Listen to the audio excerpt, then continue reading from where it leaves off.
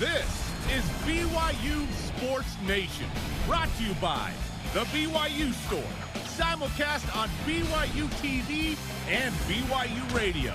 Now, from Studio B, here's Spencer Linton and Jarom Jordan. BYU Sports Nation is live once again. Your day-to-day play-by-play back in Studio B, presented by the BYU Store, official outfitter of BYU fans everywhere. It's Labor Day. This is a significant day for us. It's been 8 years since we started the show. Spence, great to have you back, man. It is good to be back. It's great to have you here. Wherever and however all of you are connected, wonderful to have you with us. I am Spencer Linton, teamed up alongside a man who literally just left Las Vegas, Jarom Jordan. Let's get to that in a minute. How you feeling, man? Better. Good. Emotional to be back in Studio B. Kind of a strange last month, but so happy to be back talking football. BYU potentially to the Big 12. I feel like I've been missing out on so many good things. Listen, you got here right in time because I don't know if you knew this. BYU just played Arizona. Okay. And BYU plays Utah this week, and BYU's going to get into the Big 12 at the end of this or next week. It feels like, right, from reports. So, yeah. Everybody in Las Vegas, literally, Elvis came up to me and asked me about you too.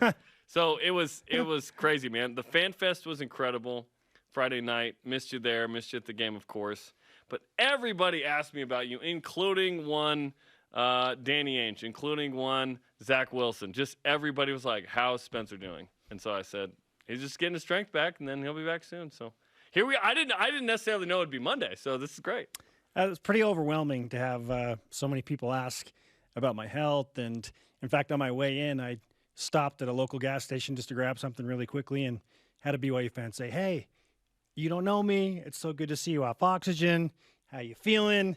And really just, I mean, that little interaction kind of sums up thousands of people that have reached out. It's been trying. It's been super emotional, but just so grateful for everyone across BYU Sports Nation. Yeah, we're glad to have you, man. And at the Fan Fest, like, you know, we have a line, we're chatting, and everyone's asking. So it's good to have you back, dude. I apologize that you had to answer so many questions. No, I'm here for this. No, it was great, dude. Yeah. No, it was awesome. And, we missed you on the sideline, but we're excited that you're here today, which means you're here for Utah week. We're discussing, yeah. You're here for Utah week. Listen. Yeah, and Big 12. It's game week, baby. Will this be the first time BYU meets up with Utah as a fellow Power 5 opponent? Sort of. Maybe. We'll find out. Sort of, right? We'll find out. Yeah. All part of a loaded Monday show lineup featuring, of course, the highs, the lows, the encouraging, the concerning from BYU football season opening win over Arizona, and, yes, turning the page to Utah. Where does BYU have a competitive advantage against the Utes? ESPN's Trevor Matich will answer that question. Plus, what is the latest in BYU to the Big 12 in this whole bonanza? Is an invite forthcoming this week? Bring on today's BYU Sports Nation headlines. BYU beat Arizona 24-16 Saturday night in Allegiant Stadium in Las Vegas. What a showing from BYU fans in this one. By my estimation, I said 75% on Twitter at the beginning of the game. I think it was 80 or 85%. There were 40,000 plus BYU fans. It was an unbelievable showing. Jaron Hall goes 18 of 28, 198 passing, 2 touchdowns. Neil Pau, career high, 8 catches, 126, 2 touchdowns. Tyler Algier almost has another 100-yard game, has a touchdown, 5.5 yards carry. Another sack for Tyler Batty, 4 in total for BYU, 1 takeaway. It was a win where BYU did not cover, but got the dub. We will break it down much more coming up in What's Trending. And, of course, BYU and Utah coming up Saturday night. We've got a very encouraging update on BYU defensive back Keenan Ellis. This from BYU Athletics. Quote, CT scans conducted Saturday night on Keenan Ellis were normal. He spent the night at University Medical Center in Las Vegas for observation and additional testing. Keenan is out of bed, walking, and reported no neck or back pain. He was released from the hospital yesterday. Again, this report is of this morning. He stayed the night in Vegas with his dad and will return home to Provo today. That's great news. That's the best possible news we could have heard because that looked pretty scary. The Las Vegas Review-Journal on Saturday reported BYU will play Notre Dame in Allegiant Stadium in Las Vegas next year. Now, open dates might be October 8th or 29th, so we'll see. That game in that stadium will be incredible because just think about it. What will it be like when it's a really, really good opponent? You know what I mean?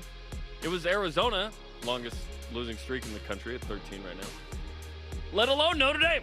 BYU just set the attendance record for a college event in Las Vegas, 54,000 plus. In the state of Nevada. In the state of Nevada. Yeah.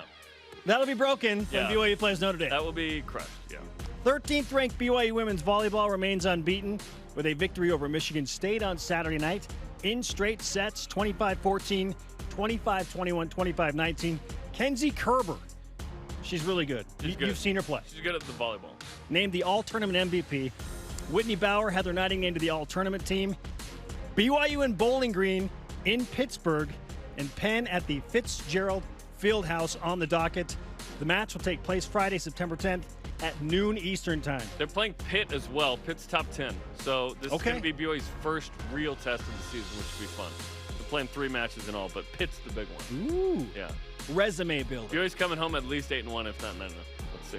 And Micah Rucker had 3 Ks in 2 innings for the Cubs Saturday. Last night, Brendan Lund went 2 for 5 for the AAA Salt Lake Bees as well. All rise and shout. It's time for What's Trending. You're talking about it, and so are we. It's What's Trending on BYU Sports Nation. BYU takes down Arizona 24-16. The Cougars, like they did a few years back, led by as many as 18. But like a few years back, that lead dissipated, and it got a little weird late. Yet, they're 1-0 and pushing forward to Utah. Jarom, you were there on the sidelines. You witnessed all of it. The pageantry, the fans, the excitement, the weird comeback by Arizona.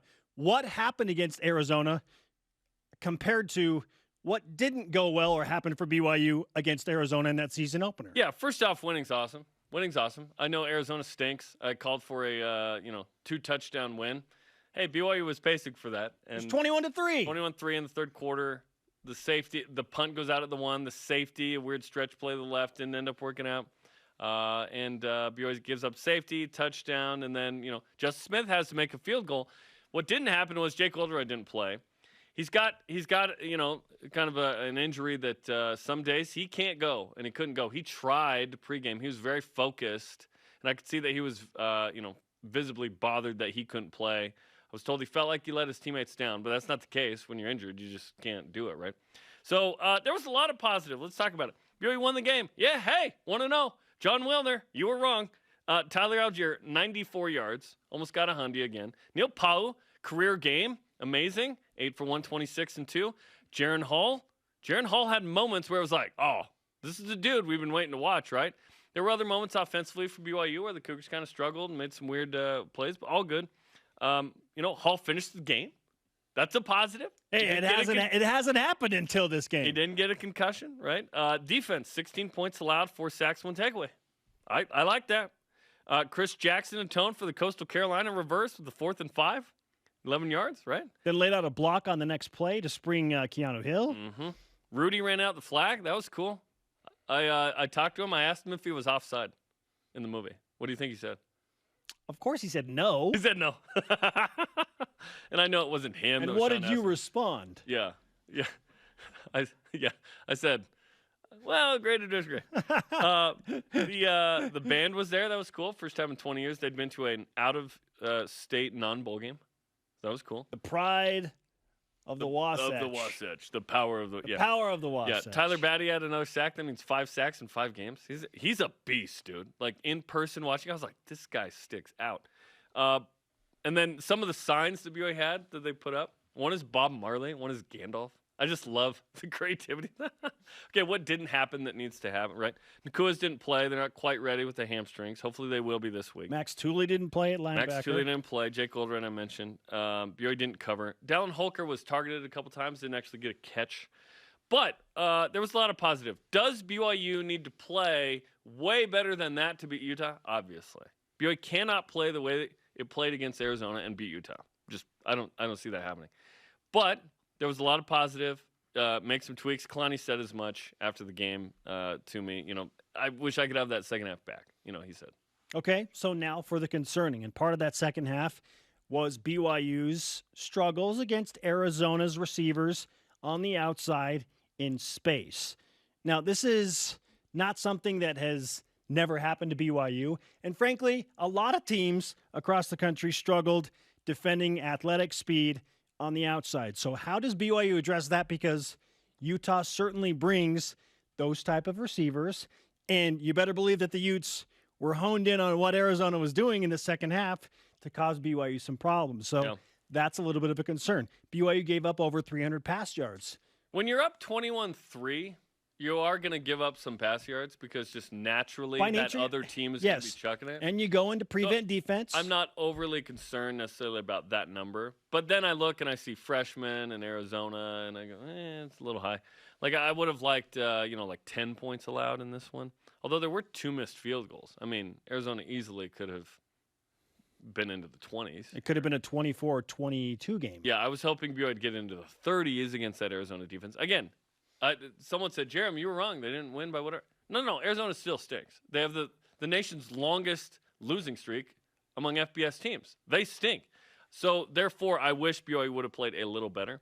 But BYU's got Utah right where they want him. Oh, look at BYU's performance against Arizona. I don't know, man. Hey, Jaron Hall's saving his best for the next one, right? That wasn't Jaron Hall's best performance, and it was the first one, and it was Allegiant and Saturday night in Vegas, and it almost didn't matter who was across from him. There were going to be some first-game issues. He hasn't started a game in 2 years. I'm okay with it. I'm not happy, but I'm okay with it because BYU learned a lot of things that I think they can shore up, and guess where this game's being played this week? It's at home. Utah's good. I'm not sure they're like 10, 11, 12 win good this year, right?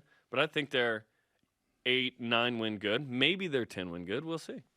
Jaron Hall started 1 for 6, notably shaky, sped up. I'm sure the nerves. Talked about the huge national stage. You got 40,000 plus BYU fans in an NFL stadium, but he calmed down. Finished 17 for 27. So 18 for 28 overall. 17 of 22. Sorry, 17 for 22 after that. Yeah, he was 18 for 28 overall. Yeah. And I couldn't help but compare, well, what did Jaron Hall do against what Max Hall did in his first start against Arizona, notably? And the pass percentages, similar. Yards per attempt, similar. Couple of touchdown passes. Like the 39-yard run was awesome, although he told me after I felt slow. Which is weird because I was like, wow, he's fast. He felt like you should have scored a touchdown there, yeah. Okay. All right. He also caught a pass. More on Jaron Hall. What did Trevor Matich think of Mr. Hall's opening performance against Arizona? But not before we get to our question of the day. What was the best thing you saw on Saturday night? Let's go to Voice of the Nation. This is the Voice of the Nation on BYU Sports Nation. Bryson Denny answers on Instagram, quote, how active the defense was. The blitzing. You talked about the 4 sacks, Jarom. Yes. The corners, linebackers and safeties, batting down balls, that was great. Glad Keenan Ellis is doing well, seeing a lot of offensive potential. There is still stuff BYU needs to work on, but I am glad BYU is learning from a win instead of learning from a loss. Go Cougars, beat Utah. One other thing of note, Gunnar Romney obviously got hurt, rolled up on blocking, hurt his knee. We'll see, how long he's out. It feels like he's likely to miss Utah, but we'll see. Well, when you're on the bench and you're not in weight bearing and you got crutches. When you're in crutches, that's not a good sign. Don't anticipate he's going to play against Utah. Yeah, so the Nakuas hopefully can go because they can change this game. Neil Poe, by the way, just number one guy. He's the number 1 receiver unless he's dethroned. Like, he showed he's the number 1 guy. He took the Dax Milne spot. He did the thing where he just took the spot. I love it. I love the tweet from Cody Hoffman. It said, there's just something about those guys that were at number 2 on BYU. Well, number 2 is number 1 now. He really is the number 1 receiver right now. Okay, coming up is BYU versus Notre Dame in Vegas. The best possibility for that matchup now that we've seen a game down there. Plus, it's a next-level edition of Matich Monday because we're back in football season with fans and pageantry, and BYU's coming off a win. It's Utah week. Matich Monday with ESPN's Trevor Matich up next on BYUSN.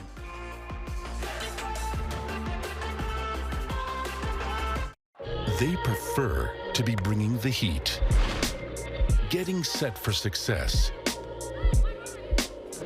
demonstrating their drive.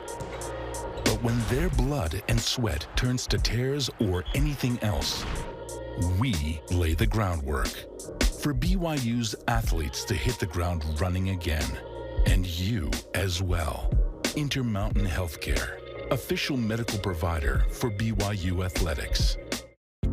Trio Orem Senior Living believes in empowering seniors to live life to the fullest. We help eliminate stress out of daily life when you live at Trio.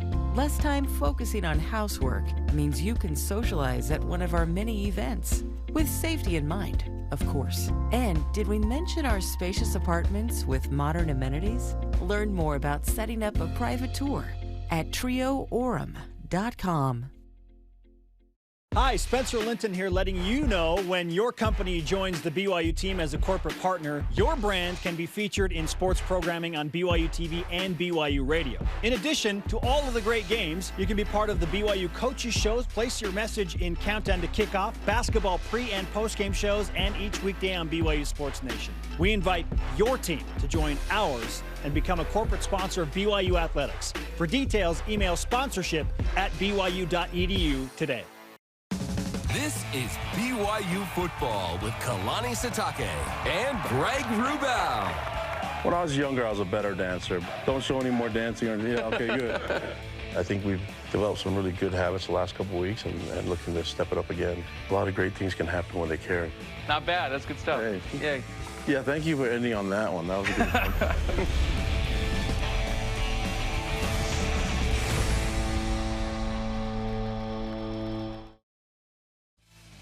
BYU Sports Nation is presented by the BYU Store, official outfitter of BYU fans everywhere. Today on Coordinator's Corner, offensive coordinator Aaron Ronner, defensive coordinator Alexis Tuyaki join the show to recap the Arizona game, look ahead to the Utah game on Saturday, 1 Eastern on BYU TV. Oh yeah, that's happening. We are live in Studio B with your day-to-day BYU sports play-by-play. Great to be back. I am Spencer Linton. That is Jarom Jordan. Apparently, it's White Shirt Day. It's White Shirt Day. Let's go. Labor Day. That's not a thing? Ooh, that's right. Is that a tie-in on accident to that? An accidental tie-in. Okay. Good point. Maybe fate tied that in. I don't believe that. Can I wear my white pants after this day? You do whatever. It's America. You know? We've decided that's okay, right? Sure. Okay. Whatever. Also okay, the man who is joining us now, ESPN College Football Insider. He's an expert, analyst, national champion, Trevor Matich. Trevor, great to have you back on the show after a full weekend of college football. How was it for you? It was astonishing. I mean, to have fans back in the stadium, all the pageantry, all the pregame celebrations, all the things that happened, I think reminded us of what we missed last year and reminded us why college football is not just great entertainment. It is important to communities, to cities, to everybody that cares about anything associated with it. This college football opening weekend was, to me, about as perfect as it could possibly have been. Yeah, it was fun to just be back. And the showing from Cougar Nation in Vegas was incredible, Trevor. We talked about what happened versus what didn't happen and our thoughts on that. How would you assess everything around the Arizona game? I think it was a good fight. If you look at it from 30,000 feet, I expected it to be more of a fight than a lot of people did, because Arizona is not nearly as unfortunate this season as a lot of people thought they might be. They've got good Pac-12 speed on the perimeters. They've got Pac-12 speed in their defense. They brought in a whole bunch of transfers, especially on defense, to help bulk that up. This was a team that was a lot more dangerous than people thought coming into this. And I thought BYU was in a real fight with them, a legitimate fight. And BYU showed that they have retained their toughness and their ability to win those kinds of games. What was your number one takeaway from BYU's overall performance? My number one takeaway is that Jaren Hall is the real deal. Jaren Hall did a wonderful job, I thought, overall. Now, he didn't have three of his potentially top receivers. Gunnar Romney got hurt. The Nakua brothers didn't play for the most part. And so you had a quarterback making his first start as the quarterback, as the guy with short weapons. And so what Arizona State was able to do is focus on the tight ends and keep them from being effective. And in targeting the tight ends, they had 5 targets and 2 catches, both of them by Isaac Rex, I think. And so they took those guys pretty much out of the game. And then Neil Pau had more receiving yards than all the other receivers, running backs, and tight ends combined. That's not going to fly against Utah. But I thought it was a good job by Jaren Hall in going to the guy he needed to go to and to manage this game without making any big mistakes. And I think that was an outstanding start to the Jaren Hall era. Yeah, it was pretty good. Neil Poe was awesome as well. Like you mentioned, Tyler Algier almost had 100 yards. So the good news is BYU won, and certainly there were some areas where BYU can improve going into week 2. But it felt like, especially against this Arizona team, Trevor, maybe BYU should have won by more. They're up 21-3. Arizona climbs back in it. But that's something Kalani Sitake and you just mentioned the Cougars can improve on as they prepare for a better Utah team. That's right. And really, it's pass coverage and pass defense that they need to improve on, because they well and truly stuffed the Arizona running game. I've got no problem with that side of it from a standpoint of Arizona, although Utah is a different animal when it comes to rushing the football. But the way they came back was passing the ball. I liked some things that the Cougar defense did, especially when it came to blitzing in certain key situations. They brought linebackers. They got after the quarterback. They ended up with 4 sacks. 2 by linebackers, 2 by defensive line. And that's also good to get the defensive line more involved in sacking the quarterback. But at the same time, especially when Keenan Ellis went out, there was a lot of space in that secondary.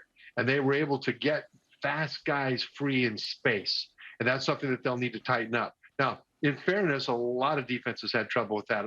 Oklahoma, they had a lot of trouble with that. Ohio State, their defense in their opener had a lot of trouble with that. So it's not just BYU. It, in a lot of ways, is an opening week phenomenon for a lot of teams. But they've got to get that part of it tightened up, because you know that Utah right now is looking at that game tape and they're thinking, okay, we see spaces in that secondary that we can try to hit and make them prove that they can stop it. ESPN's Trevor Matich with us on BYU Sports Nation, part of a Matich Monday following a BYU win over Arizona. Of course, the Cougars now staring down Utah for the first time in 2 years. How do you feel like BYU matches up with the Utes in 2021? You know, I would have rather they played last year, or I would have hoped they would have played last year in addition to this year. But this year, I think BYU matches up pretty well. The greatest strength of this Utah team is the offensive line. All 5 starters are back from last year, and Utah typically has a massive, powerful offensive line, and they do. And so BYU's front 7, really the defensive line, is going to have to hold up and stop that running game early and not let them string together first downs, or else they could get fatigued as the game goes on, because that offensive line is amazing. Then the other strength of the team is the linebacking core, as it usually is for Utah. But it's also the strength of BYU's team. So in some ways, we have a kind of a dueling linebacker groups that will see which ones can make the fewest mistakes and which ones can make the biggest plays. So I like the fact that Jaron Hall started so well, because Charlie Brewer started pretty well against Weber State last week for Utah. He's the transfer quarterback from Baylor. And he was efficient. He wasn't great. He was efficient. And so Jaron Hall needs to match that efficiency and then add to it some big plays with his arm and his legs in order to be able to make the matchup tilt in favor of BYU. How many times did you lose to Utah again in your career, Trev? Well, that's a very good question. I've been asked a lot how it feels to lose to your rival. And I've got to tell you, you've got to ask somebody else, because we were 4-0 against Utah, 4-0 against Utah State. So thanks for asking. But I'll tell you what, though, it still hurts when Utah beats BYU. I have a lot of respect for the way that Kyle Whittingham gets his team ready to play, and a lot of respect for that team. But it still hurts. And Utah, they've had it over BYU for a long time. BYU does have the ability to end that streak this year, but they will have to be flawless, and some of their injuries will have to get better in a hurry, especially the Nakua brothers. And we'll see how Gunnar Romney is, because Jaron Hall will need those weapons against this Utah defense. Yeah, let's specify where BYU does have an advantage against Utah in your mind. I think if all the receivers are back, I think that the receivers against the Utah secondary this year is an advantage for BYU. Normally, Utah secondary is lights out. This year, it's going to be good, but I don't think it'll be as good as it has been for recent years. I think from a standpoint of the running game, Tyler Algier has the ability to force those linebackers to stay honest in pass coverage. And so as long as he can get the running game going, and I think he will be able to a degree, that'll open up other things, especially throwing the ball to Algier on play action pass and have him leak out of the backfield. That's an advantage. And then I think that one advantage that would have been the BYU secondary compared to Utah secondary, but with Keenan Ellis out for this week, you've got an injury situation there. Now, the corners were one of the strengths of the team coming into the season, so we'll see how they hold up. But I think you lost a potential advantage by losing that starting caliber corner and then depth that has to step up into the backup spots as you rotate everybody up. So when it comes down to it, I think BYU is going to have to win this game with Jaron Hall throwing the ball, especially to the running backs, and get the tight ends more involved, and then Jaron Hall improvising on the run. Now, I also expect, I haven't talked to any of the BYU coaching staff, so this is just my opinion, but I do expect them to call a lot of plays that will get Hall outside the pocket, on the move intentionally. Some of those will be called quarterback runs, but many of them will be rollouts, half rolls, bootlegs, waggles, things like that to get him out of the pocket, because Utah will try to attack him and speed up his game. And for young quarterbacks, that's always the biggest danger, that if the defense can speed up their thought process, they can force mistakes. So I think BYU will use that agility that Hall has to move that target around in terms of where that pass rush needs to get in order to affect him. And that'll be a huge part of this game. Amen. I know that Jaron hadn't started a game and finished it in his first two until Saturday, so that was good. He mentioned as much to me after the game and smiled about it. But yes, the Utah defense is different, right? So that's going to be interesting. Okay, let's talk about the Big 12. It looks like this is a formality from reports. It's just a matter of time. Apparently the Big 12 is going to vote on Friday. Who knows? We could have a press conference next week introducing BYU to the Big 12. Who knows if it's next year or the year after that. What are your thoughts on this landmark move for BYU football and BYU athletics? Well, yeah, if it happens, it would be monumental. The biggest off-field thing that ever happened to BYU football, if it happens. Now, right now, there's still a lot of things that could happen to derail it. And when it might happen, if it does go through like it's expected to, when BYU might join the Big 12 is up in the air as well, because they've got a pretty full slate of contracted games set up through 2024. So you can always get out of those contracts, but we'll see how things shake out from there. But overall, it is monumental. It's also monumental for the Big 12 should it happen, because the four teams that they're talking about bringing in, BYU, Houston, Cincinnati, UCF, are teams that add a lot of cachet to the remaining 8 members of the Big 12. No disrespect to them, but it's good to add teams like those 4 that bring in some clout when you're losing Texas and Oklahoma. And I think BYU, we've talked about this in the past, but it's important that BYU has a truly national and even international fan base. I did a quick count of how many LDS people live in SEC states in the SEC footprint, and that was about 500,000. Now, that doesn't mean that members of the church are always watching BYU, but there's a built-in fan base there. There's a built-in fan base of people that aren't members of the church who love exciting college football, who have learned over the decades that when they see that Y on that helmet, they need to stop scrolling through games because something exciting is going to happen. BYU plays an exciting brand of football, win or lose, and that's good. And that helps the Big 12. I think that financially for the Big 12, we still don't know what will happen to them. And this is an important issue as well, because a lot of people are saying, okay, the Big 12 can't make money now with Texas and Oklahoma gone, no matter who they bring in. And I don't know that that's true. I think that they will still be a viable national brand if they bring in these 4 teams for television partners, but tech partners are what is interesting to me, because Amazon already has the NFL Thursday night package. And if Amazon or Google or Twitter or some of the other tech giants want to get more involved in college football, this will be the biggest league, I guess you could say, that would still be available for grant of rights, because the Big Ten's coming up here and they'll probably get locked up soon. The ACC is locked up in grant of rights through 2036. All of a sudden, you've got the Big 12 sitting there with the addition of some very big market, very popular teams. And if you're a tech company, you might jump in and bid that price way up. So you don't know who will be bidding for these grants of rights in future years. And so I wouldn't automatically say that the Big 12 is barely viable. The Big 12 may be a very solid conference going forward, not just from a football standpoint, but from a financial standpoint. And we just don't know how all that stuff will shake out. What a week ahead for BYU. Utah on the docket, Big 12 expansion perhaps.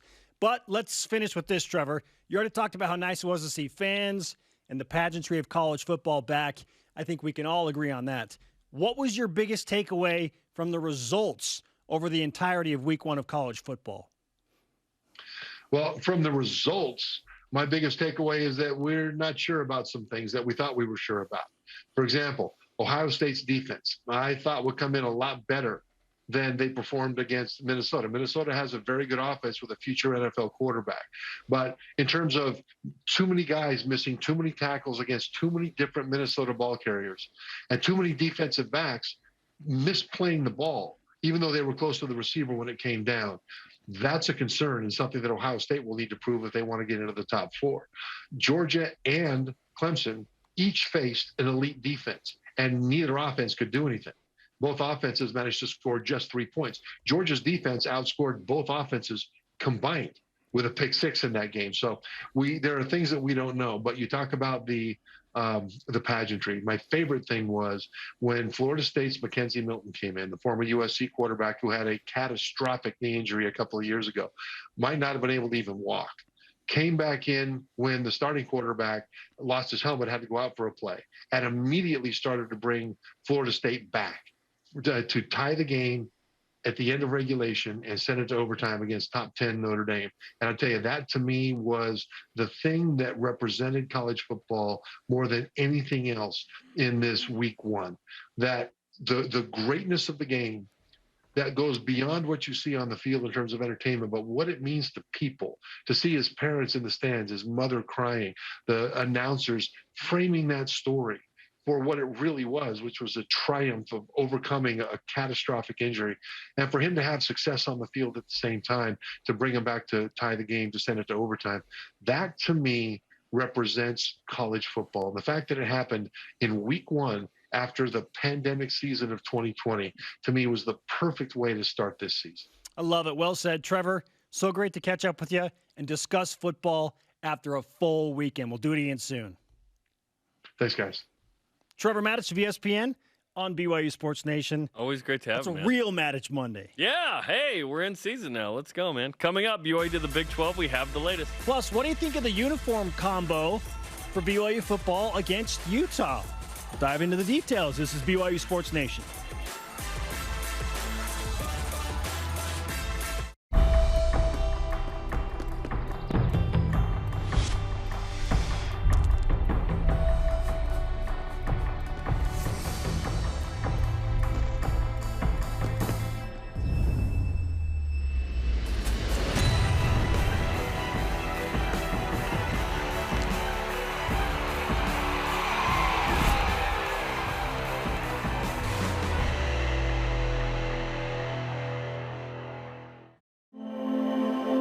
One thing Mountain America has learned over nearly a century of helping members achieve their financial dreams is that we are stronger together. We achieve great things together. And while we are still here to serve you, we know together feels different right now. It might take some time, but we're looking forward to the day when we can gather together again. We're still here, guiding you forward.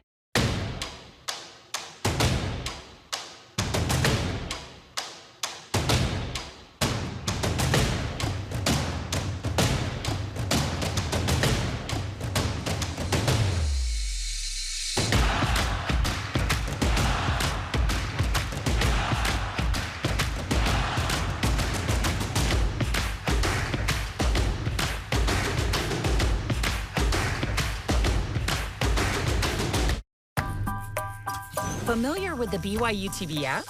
Yes. I beg your pardon? Sure, it's got great original TV shows. But it also gives you access to family films for free. Wow, awesome! So gather around, grab some popcorn, and let us do the rest. It'll be fun. Watch some of your favorite films anytime, anywhere. With the free BYU TV app. I like it. This portion of BYU Sports Nation is presented by Visible Supply Chain Management. Jaron Hall with the 39-yard run told me, I felt slow. I should have Slow? that. After further review, we'll break down that play and many others and talk about the Utah game. Dave Blaine and David break down the film. Have further review available tomorrow live at 7 Eastern on the BYU TV app, and of course on demand on that same platform right after. That definitely was a sub 4.940 right there. For sure. Just putting it out there, even though he said it was slow. Yeah, I think he felt like he should have scored. Man. It felt like he should have scored, let's be honest. For a moment, I thought he was going to. Yeah. With how much space he had. But, hey. First game, let's go. And let's see. Room to grow. He didn't take a big hit. He ran out of bounds. It's all good, man. He finished the game. He finished the game. I haven't done that before. He is Jarom Jordan. I'm Spencer. This is BYU Sports Nation. To interact with the show and get great content throughout the day, you can always follow our social media platforms on Facebook, Twitter, Instagram, YouTube, and TikTok. We're in season, so we're putting out some great stuff. We'd like to think so. Let's go. All right, time now for the Cougar Whip Around, presented by Visible Supply Chain Management, tackling America's most challenging shipping problems. 4 sacks sufficient to please the BYU masses? I hope so. We hear all of the time how BYU needs to blitz more. They need to send more pressure. 4 sacks is pretty good. It should suffice, right? Yeah, and you don't need a blitz to get a sack. You can get home sometimes with 3 or 4. So yeah, 4 is great. And again, Tyler Batty has 5 sacks in 5 games. Attaboy, Tyler. He's a beast, dude. I'm very excited. And then it was fun to see Peyton Wilgar get in the mix. Lopa, Uriah Tawa got one. So that was great. Yeah, you talked about the emotions that he displayed pre-game, right? Yeah. So it was cool to see that, and then him get a sack. Yeah. Really meaningful. And it was Zoe that was very Oh, sorry. It was Lorenzo Falatea. Yeah. Really cool stuff. BYU and Utah. The line opens up with BYU as a 6-point home underdog. Jarom, too high, too low, or just right? I think it's fair. It's fine. Based on Utah being a ranked team and BYU not. And having beaten BYU 9 times in a row? And I don't think Vegas cares about the streak very much. I think they just look at this matchup and location. But yeah, I think it's fair. That's fine. I think it's fair, and frankly, I like it. I like that BYU is a home underdog. The expectation is that BYU is not supposed to win this game. BYU should be a dog going into the game against Utah. That's like, if you don't think that, I think you're crazy. It shouldn't be like 11 or even 9. I think it should be 1 score with you. Well, you have to wonder how much more Utah is going to jump up a new AP Top 25, which comes out tomorrow, by the way, because there is a game tonight. 8 Top 25 teams lost over the weekend. It's a lot, man. How many spots will the Utes jump up? If BYU wins, when BYU wins? Question mark. Does BYU get in the top 25? I'm thinking they're just out if BYU wins the game. Big if. Let's go. BYU's got to win the game. Let's go. BYU wins the game. We're not going to care about the top 25. It'll just be, hey, finally the streak's over. BYU beats Utah and gets invited to the Big 12. I think the rapture might happen. I think the rapture might happen. Thank you for that. Yes. Yeah. Brian Keel said as much to me yesterday, too. What do you think of the BYU uniforms versus Utah released this morning, including the GIF helmet? Ooh, I like. Tradition. Royal tops, white stripes, white pants. Go back to the white helmets with that gray face mask, of course. They call it tribute the to Gifford Nielsen, the GIF. Yep. I like it. I love the tradition-rich choice. Don't we have to call it Elder GIF out of respect at this point? We can't just call it GIF. Are we good? Perhaps. I love it, dude. I think it's great. And, of course, this game's being played on 9/11 on Saturday. I'll have those stickers on the back. Never forget. Yes, with the 2 towers there. There is a stadium run to honor the emergency responders who ran into the towers on Saturday. You can sign up and get a shirt. Costs $15, basically for the shirt and maintenance, right? If you want to do this, I'm going to be there and doing this. I fully don't expect you coming off pneumonia to be doing this. Well, and I wondered, can I walk it? Because I feel strong. I want to be there so much. maybe just come and hang out. But, you shouldn't be running those stairs in this situation, right? But I'm going to do it. I am going to – it's going to be hard, man. But you know what's harder? What those guys actually did in that moment, giving the ultimate sacrifice. So I think it's going to be an emotional day, not only with the tower climb honoring, but also – it's 9/11, and then the emotions of playing a rivalry game, which are a different emotion, right? 20 years to the day. Wild. I was a senior in high school. You were on your mission, right? Unforgettable. It was like watching a movie unfold. Yeah. I was 7,000 miles away from the continent. Yeah. Couldn't believe it. Yeah, it was crazy, man. Remember those heroes, and we absolutely will. All right, we continue, Jarom. The Las Vegas Review-Journal broke some news over the weekend, reporting BYU will face Notre Dame next season at Allegiant Stadium. So does BYU playing the Irish at Allegiant Stadium somehow make it a bigger deal than hosting Notre Dame in Provo? First off, Vanquish Defoe had this info a couple months ago. So shout out to Vanquish Defoe. But it was a little more timely with BYU in Vegas, right? I get it. Having been there and seen that response by Cougar Nation in that stadium, obviously a home game is awesome on your turf. I think it's a bigger deal if it's in Vegas. I really do. So what do you value? Do you value the home cooking of being in Provo, or do you value sort of the prestige nationally that will come with playing in Vegas at that stadium? That stadium is the nicest venue I've ever been in my life. Maybe nicest building, period. Wow. Like, it was awesome. I don't know if it makes it a bigger deal or bigger game than playing in Provo, but it's a close second if it's not on point. I mean, BYU in Vegas, we know it's their home away from home. Hopefully BYU can secure enough tickets that they can make it feel like the Arizona game, right? There's no way that happens with Notre Dame. Just Notre Dame has too much. Notre Dame will have clout. more fans than BYU. That's not a shot at BYU. Will Rudy be at the game? He said, maybe I'll run it out next year. And I was like, who are you going to run it out for? BYU? Okay, so it didn't matter that to me, I disagree. I think it's a bigger game in Vegas at Allegiant. Yeah? Think about, like, BYU played lowly Arizona. You know what I mean? But it felt massive. It's because it was in Vegas at Allegiant. It was a celebration of coming back to college football fans. Yeah. But I think even if we had played last year, it would have felt massive there, too. Playing in an NFL stadium against Notre Dame. And it's not just an NFL stadium. It's Vegas and Allegiant. I think it was enhanced quite a bit. Yeah. All right. Okay, coming up, rise shout out to a fan who cheered herself to silence. And I finally get to discuss BYU to the Big 12 on the air. The longing is real. This is BYU Sports Nation. I know what it's like to be overlooked, to be doubted, to fly under the radar. I only had one offer coming out of high school, but I was ready for every moment, every opportunity, and every shot that I got. Now I'm playing professional basketball, aiming to be one of the best shooters on the planet. And I'm just getting started. Be ready for your moment with Rapid Reboot, the future of rapid recovery. If I got hurt and was laid up at home, I wouldn't even think to call a lawyer. What a hassle. I'd want to meet them first. What if I told you that for your first consultation, your lawyer will come to you, home or hospital? Really? Really. They do that? If you've been seriously injured, we'll come to you. It's your job to get better. It's our job to deal with the insurance companies and protect your legal rights. Learn more at siegfriedandjensen.com.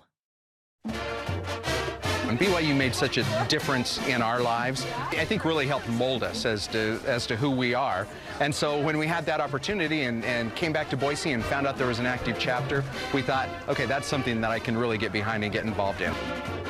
We want to promote the BYU experience all over the region. We want people who leave BYU to still stay connected.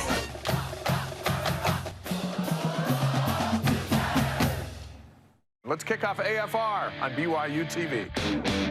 What they did in that fourth quarter was not unexpected in my book. Everyone did their job perfectly, and it resulted in, obviously, a touchdown. Who knew that he had these kind of hands? And right at the snap of the football, they both go right downhill. And that was the end of that. He knocked him down pretty quickly.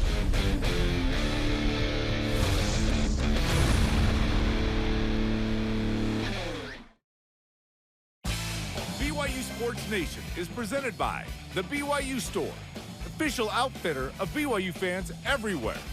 Tune in to BYU Football. Kalani Sitake as the coach and Greg Bell recap the win over Arizona. Paulo breaks down his touchdowns and more in the film room, and we take an in-depth look at BYU and Utah game tomorrow night, 8:30 Eastern on the BYU TV app. Welcome back to BYU Sports Nation live from Studio B. Hey, this BYU to the Big 12 Bonanza is moving at a lightning pace based on an overwhelming number of reports from high-level, credible media members collectively referring to BYU as the obvious choice for Big 12 expansion. It's hard not to feel like an invitation is imminent. at this point. Yeah, that's how I feel. But is it? Good grief. It's a fluid, exciting situation, yes. And for the latest, let's go to the Big 12 expansion update desk with Ben Bagley. It's a Big 12 expansion update. Well, guys, according to reports from The Athletic, BYU, UCF, Cincinnati, and Houston will all submit individual formal applications to the Big 12 Conference early this week. Following receipt of those applications, the conference's board of directors is expected to meet and extend formal invitations to each of the schools. A source tells The Athletic this quote, "We wouldn't have gotten this far if they didn't have the votes." Looks like the votes are in. And finally, ESPN reports the Big 12 Conference presidents are scheduled to meet Thursday and could vote on extending invitations at that time. Stay tuned. So Thursday, Wow. Thursday, not Friday. Yeah. Thank you, Ben Bagley, from the Big 12 expansion update desk. And they need 80% to pass. So if the 8 remaining teams are there, they need 7 of the 8, right? So, and one report said it's a formality. Just this whole thing's a formality. So the question is, when will they vote? Thursday. They could, it sounds like. So if they do, we could know Thursday that, okay, it was accepted.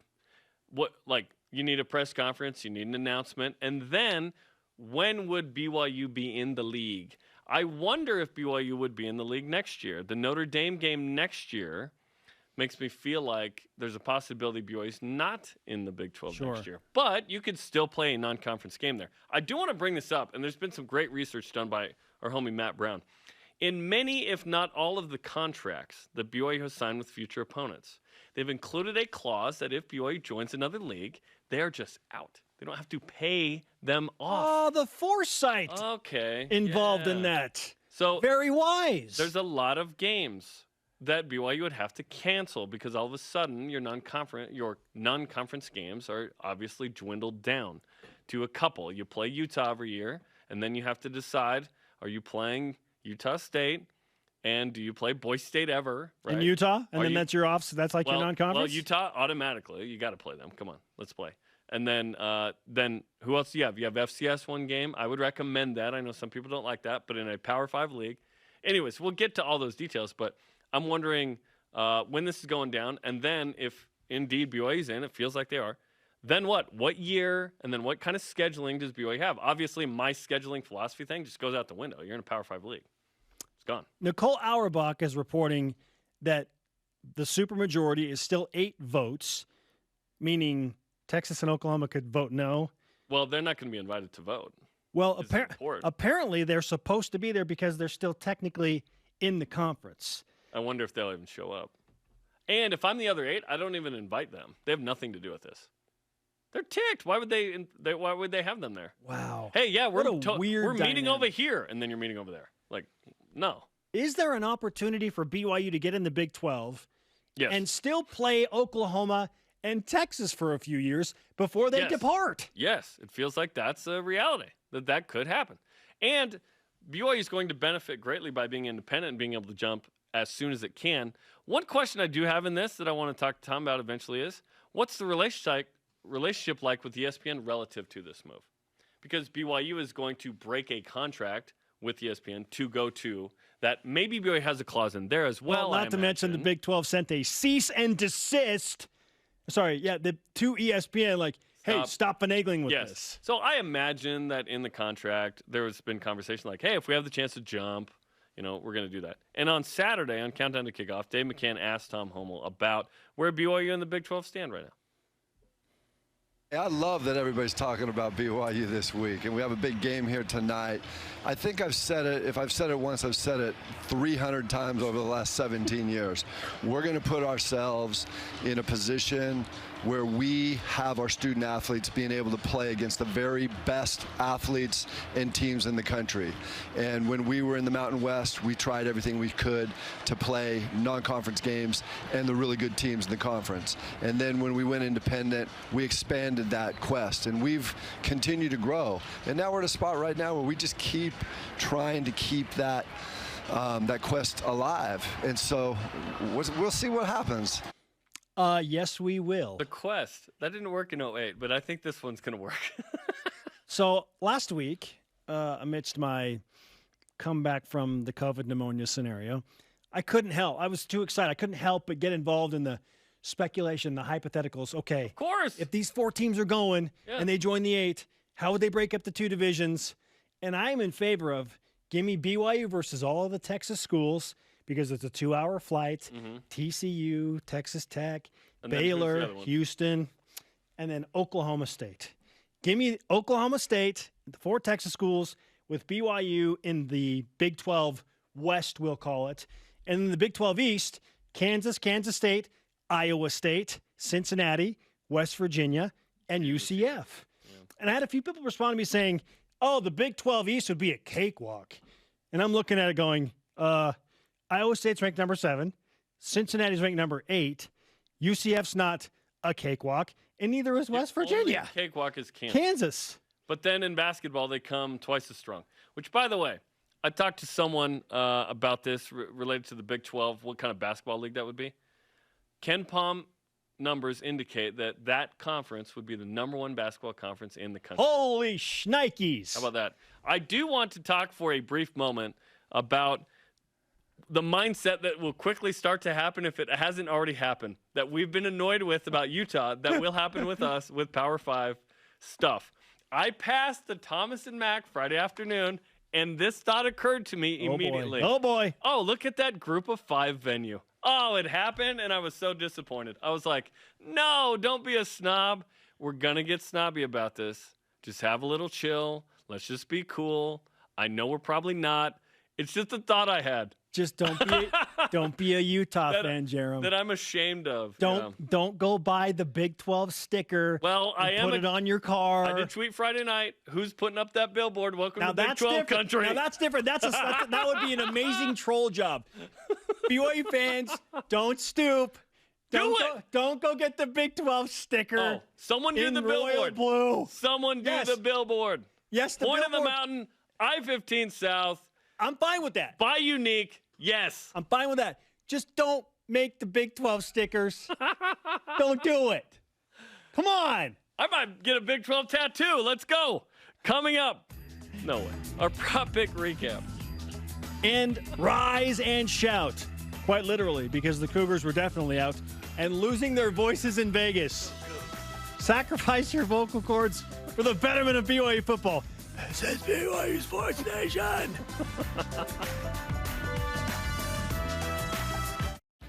Tim Daly Ford in Spanish Fork sells Ford vehicles including the F-150, the pickup designed for work and play. Tim Daly Ford maintains a large inventory, providing more choices for selecting an F-150 with the power and engineering to carry and tow heavy loads. The F-150's design offers comfort, safety, and a range of options to choose from. Think Ford, think Tim Daly Ford in Spanish Fork.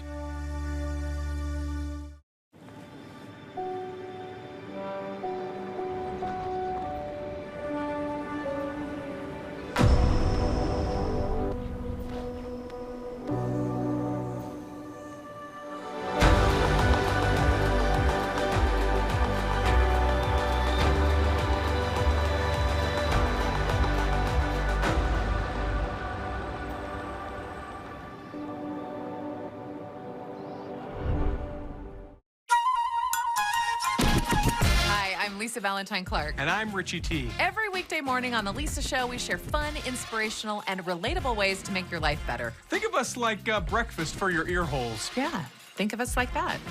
That's The Lisa Show, weekday mornings on BYU Radio. Start your day in a positive way. You don't want to start your day in a negative way. No, we got too much of that. Yeah, let's be positive. For you sure. Positively want to start your day in a positive way. Absolutely. Nailed it. This is BYU Football with Kalani Sitake and Greg Wrubell. When I was younger, I was a better dancer. Don't show any more dancing. Okay, good. I think we've developed some really good habits the last couple of weeks and looking to step it up again. A lot of great things can happen when they care. Not bad. That's good stuff. Hey. Yay. Yeah, thank you for ending on that one. That was a good one.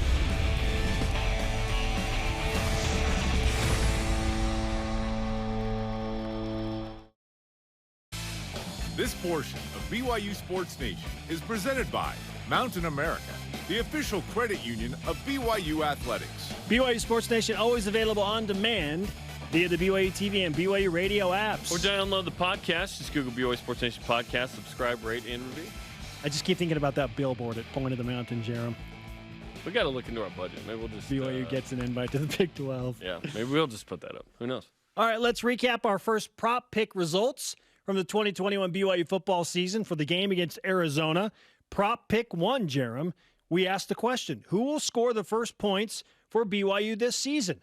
Brian Logan and I both score points as we had Tyler Algier getting the first score. You went with Jaron Hall. Didn't happen. All right.